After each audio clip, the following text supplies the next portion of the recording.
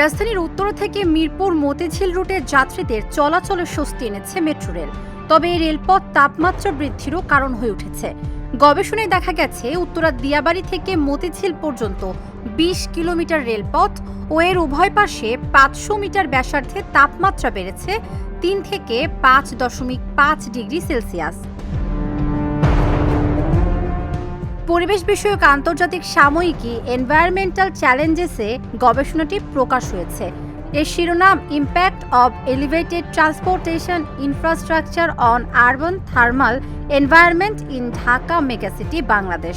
গবেষণায় ২০১৫ থেকে ২০২৩ সাল পর্যন্ত ভূ উপগ্রহের উপাত্ত ও ছবি ব্যবহার করা হয়েছে। গবেষণা বলছে ২০১৫ থেকে ২০২৩ সাল পর্যন্ত ৯ বছরে উত্তরা দিয়াবাড়ি থেকে মতিঝিল পর্যন্ত ২০ কিলোমিটারে ভূপৃষ্ঠের তাপমাত্রা বেড়েছে ৩ থেকে ৫.৫ ডিগ্রি সেলসিয়াস পর্যন্ত। এই রেল লাইনের উভয় পাশে ৫০০ মিটার ব্যাসার্ধে এ তাপমাত্রা ছড়াচ্ছে বলে গবেষণায় উঠে এসেছে।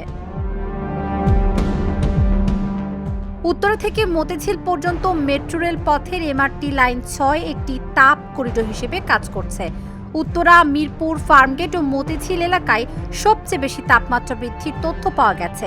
মেট্রো রেলের মতো অবকাঠামোর বাড়তি তাপমাত্রা কমাতে প্রকল্পের মধ্যে একটা ব্যয় বরাদ্দ রাখা উচিত। গবেষণায় দেখা গেছে করিডোর জুড়ে ভূপৃষ্ঠের গড় তাপমাত্রা ২০১৫ সালে ছিল ২৭.৮ ডিগ্রি সেলসিয়াস। ২০২৩ সালে সেটি বেড়ে দাঁড়িয়েছিল ৩৩.৩ ডিগ্রিতে।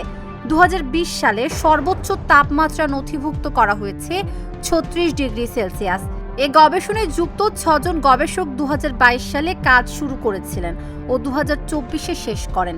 এ গবেষণায় নেতৃত্ব দিয়েছেন ঢাকা বিশ্ববিদ্যালয়ের ভূতত্ত্ব বিভাগের সহকারী অধ্যাপক ফরহাদ হোসেন, ঢাকা বিশ্ববিদ্যালয়ের ভূতত্ত্ব বিভাগ, disaster science and climate resilience বিভাগ এবং শাহজালাল বিজ্ঞান ও প্রযুক্তি বিশ্ববিদ্যালয়ের ভূগোল ও পরিবেশ বিভাগ গবেষণাটি যৌথভাবে করেছে।